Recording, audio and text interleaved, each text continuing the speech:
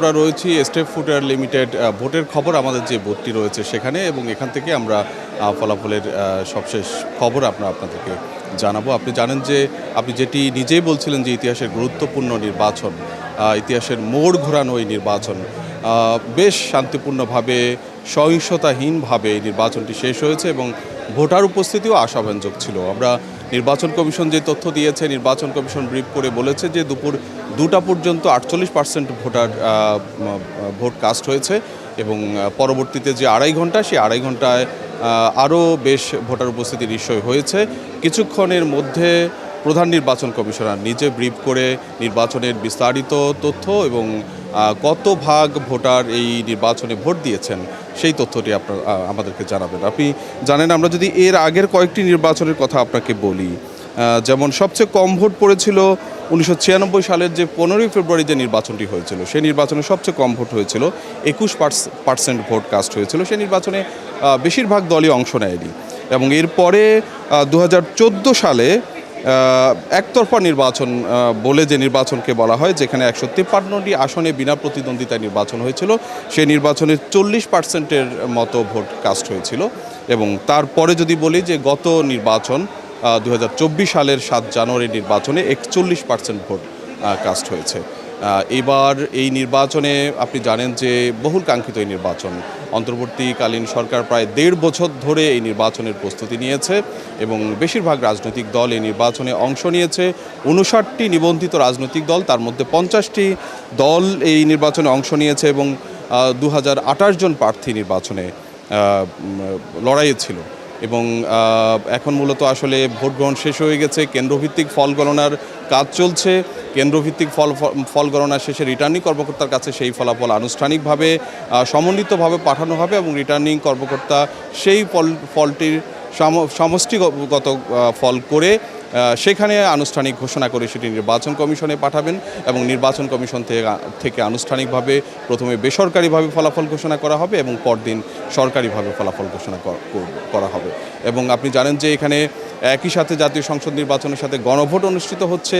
তাতে মনে করা হয়েছিল যে এই ভোটে হয়তো কিছুটা ধীরগতি হবে, কিন্তু আমরা দেখেছি যে বেশ উৎসবমুখর পরিবেশে অনেক ভোটার উপস্থিতি থাকলেও কিন্তু ভোটে কিন্তু খুব একটা ধীরগতি ছিল না। আমি একটি কেন্দ্রের যেমন দেখেছি যে একটি কেন্দ্রের প্রিজাইডিং অফিসার আমাকে বললেন যে 200 মিনিটে 150 ভোটার তাদের ভোটাধিকার প্রয়োগ করেছেন, অর্থাৎ 1 মিনিটও লাগেনি কিন্তু একটি ভোট প্রদান করতে, যদিও 2টি ব্যালট পেপারে ভোট দিতে হয়েছে। এখন বিষয় হচ্ছে যে গণনা কার্যক্রম যেভাবে করা হবে, 2টি ব্যালট পেপারকে আলাদা করে এরপর সেই ব্যালট পেপারগুলো গণনা করে কেন্দ্রভিত্তিক ফল ঘোষণা করা হবে। কিছুক্ষণের মধ্যে এখানে রিটার্নিং এখানকার প্রধান নির্বাচন কমিশনার তিনি ব্রিফ করে জানাবেন এবং সেখানে হয়তো বলবেন যে এই ফলাফল ঘোষণা করতে কত সময় লাগতে পারে। আমরা যতটুকু জেনেছি যে মধ্যরাতের মধ্যেই মোটামুটি ফলাফলের একটা ধারণা আপনারা পেয়ে যাবেন যে কারা এই নির্বাচনে আসলে সরকার গঠন করতে যাচ্ছে, ক্ষমতায় যেতে যাচ্ছে, সেটি হয়তো মধ্যরাতের মধ্যেই স্পষ্ট ধারণা আপনাদেরকে দিতে পারবো। আনুষ্ঠানিক ফলাফল হয়তো আরও কিছুটা সময় লাগবে। আমার সাথে রয়েছেন আমাদের সহকর্মী আল ইমরান, আমি তার কাছে জানবো।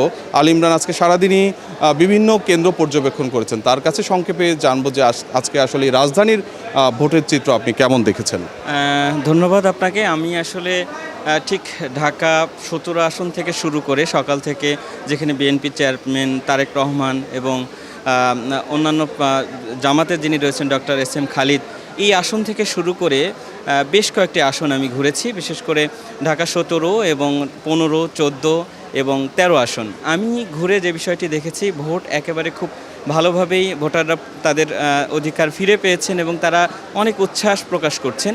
প্রথম দিকে সকালের দিকে দীর্ঘ লাইনেও অনেকে দাঁড়িয়েছিলেন এবং দুপুরের দিকে যেমনটি হয়েছে আমি দেখেছি তপ্ত রোদে অনেকে দাঁড়িয়ে আছেন। আমরা প্রশ্ন করেছি যে আসলে আপনাদের এখানে আসতে কোনো অসুবিধা হচ্ছে কিনা, কোনো ভয়, কোনো শঙ্কা।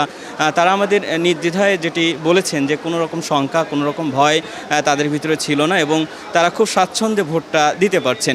এরপর আমরা আইনশৃঙ্খলা রক্ষাকারী বাহিনীর সদস্যদের কথা যদি বলি, আমরা দেখেছি তারা খুবই তৎপর ছিলেন।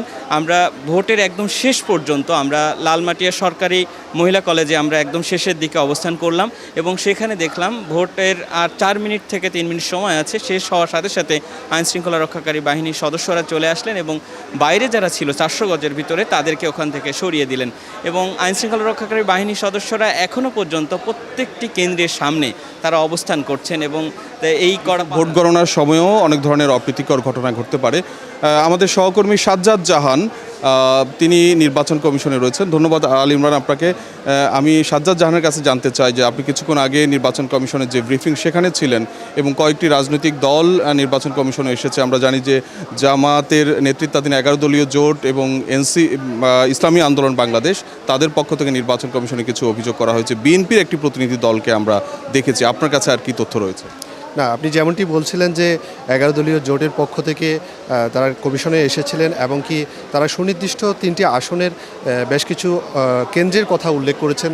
তারা এইসব কেন্দ্রে ভোটের কারচুপির অভিযোগ উঠিয়েছেন এবং কি সেই সাথে এইসব কেন্দ্রে ভোট গ্রহণ স্থগিত রাখারও আবেদন করেছেন। তবে কমিশন এই বিষয়াদি বিচার বিশ্লেষণ করে হয়তো সিদ্ধান্ত নেওয়ার কথা জানিয়েছেন।